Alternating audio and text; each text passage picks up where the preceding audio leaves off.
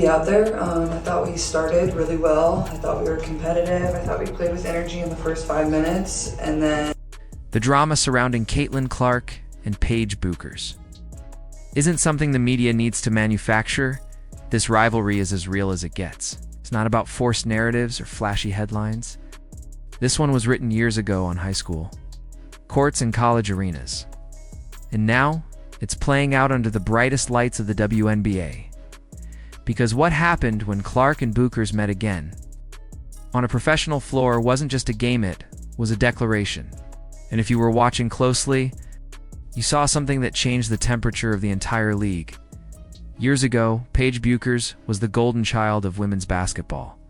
She was the top-ranked recruit, the phenom from Minnesota, who snatched the spotlight with graceful handles, ridiculous vision, and ice in her veins. UConn was her playground, and national accolades followed. For a while, Caitlin Clark was merely a name beneath hers on recruiting boards. Jordan, Kobe came along, there was resentment. I mean, the list goes on and on. It happens. The girl with range and swagger, sure, but not the girl, not yet. That all changed when Paige went down. With injury, while Bueckers battled setbacks in rehab, Clark took over college basketball like a storm front. Iowa wasn't supposed to be a national powerhouse, but with Clark at the helm, they became the story. She didn't just lead Iowa to back-to-back national title games, she changed the way people talked about women's basketball. Suddenly, it was Caitlin's world, and everyone else was trying to find air in it. And in one pivotal Final Four matchup, she finally got the better of Paige, putting a full-circle twist on what had started back in their teen years. Then came the WNBA draft. Josh Hart should have flamed her. He should have sent her into the abyss. 11-0. Let's be honest. Caitlin was the #1 pick, the face of a league that desperately needed her flair. Rookie of the Year, leading jersey sales, sellout crowds. Meanwhile, Paige stayed at UConn one more year, determined to finish what she'd started. She did just that, winning a national title and reclaiming her place in the spotlight, earning her own #1 pick nod in the draft a year later, which brings us to this game. Fever versus Wings, Clark versus Bueckers, the rematch. The first time they faced each other on professional hardwood, and you could feel it in the air. No more college distractions, no more what-ifs. This was about who's really got next. The eyes of the basketball world weren't just watching, they were waiting, and it exploded from the jump. Dallas struck first, capitalizing on a rare Clark turnover, but Indiana punched back just as quick. Boston played the role of point center, bulldozing into the paint, setting up Lexi Hull, who rotated the rock to Clark for her first deep triple. It dropped. Of course it dropped. So we need to be completely honest about A'ja Wilson here, because these are some of the dumbest conversations ever in sport.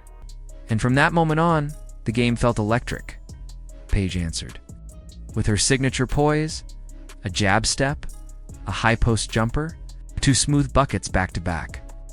Then Caitlin responded with a slick bounce pass, slicing through defenders to Mitchell for the lay. The chess match had begun, and both queens were on the board, in the high pick and roll. Paige got trapped and turned it over Clark, who's made a career of navigating double teams. Read it like a book, anticipated the play, picked off the pass, and sprinted coast to coast for the bucket.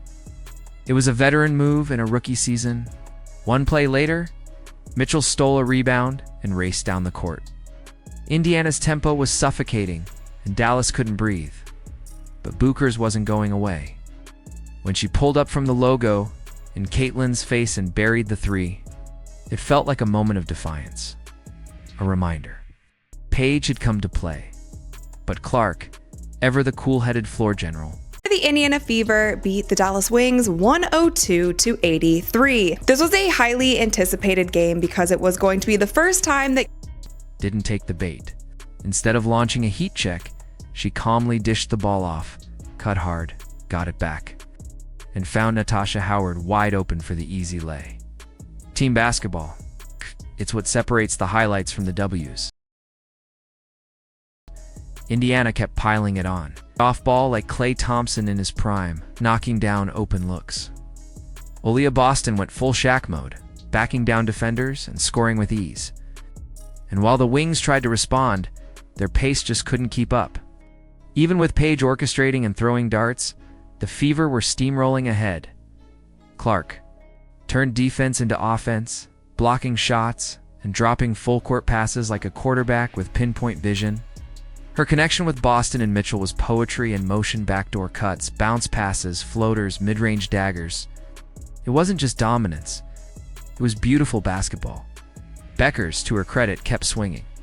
Whether it was rejecting screens to nail mid-range shots or carving through help defenders for tough finishes, she was relentless. Her footwork, her control, her instinct, it was all there. She created a fence out of thin air, showing why she's still one of the best.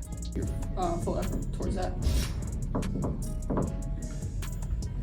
For both players, just what were some of your main takeaways from the game?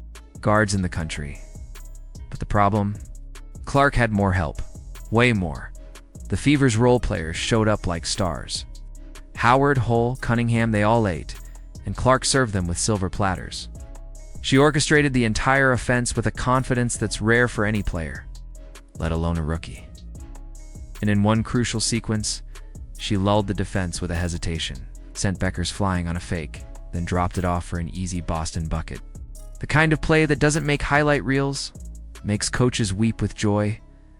By halftime, Indiana had scored 64 points, a WNBA season high.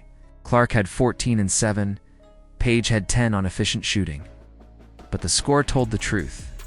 Indiana, up 22, game slipping away. Second half, Clark came out swinging again. Elbow jumpers, more assists, more vision.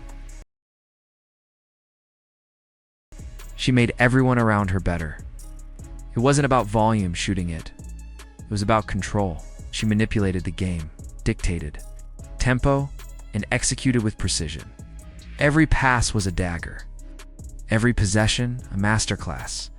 Paige did everything she could. She broke down defenders one-on-one, dropped circus shots through contact, and pushed the Wings to stay alive. She turned up her intensity in the third, stripping Clark on one possession and converting the and one on the other end. It was a statement. I do think that she's a bit delusional here, and also like maybe the slightest bit disrespectful because I don't know. But it was also a solo act. Caitlin's response, keep playing team ball. Dump-offs, driving kicks, and a few vintage triples just to remind everyone. Who's running the show? She threw full-court passes with surgical accuracy. She curled around screens and found cutters like a seasoned vet. And most importantly, she made the right play every time. It didn't matter if she was scoring or passing, the Fever just couldn't.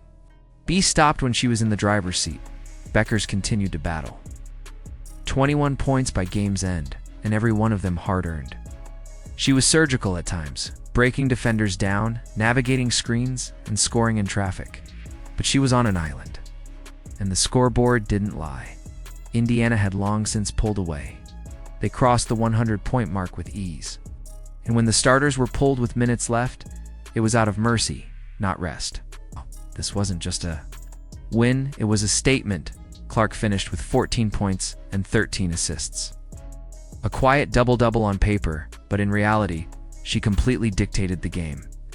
Boston added 17. Mitchell poured in 20. Cunningham and Howard, both in double figures. Everyone. 8 because Caitlin cooked. Paige may have gone toe-to-toe. She didn't have the same cavalry behind her. And so the chapter closes for now. But if there's one thing we've learned, it's that this rivalry is far from over. Caitlin Clark may be 1-0 against Paige Bueckers in the WNBA, but these two are just getting started. They'll meet again this season. They'll go head-to-head at All-Star Weekend. The media and pundits who are race baiting and doing all kinds of ridiculous things around women's basketball. And every time they share the court, it'll be something electric. Not because the media tells us it is, but because they've earned that spotlight. Now the question is simple. Who really has next? Do you think Paige Bueckers will get her revenge next time?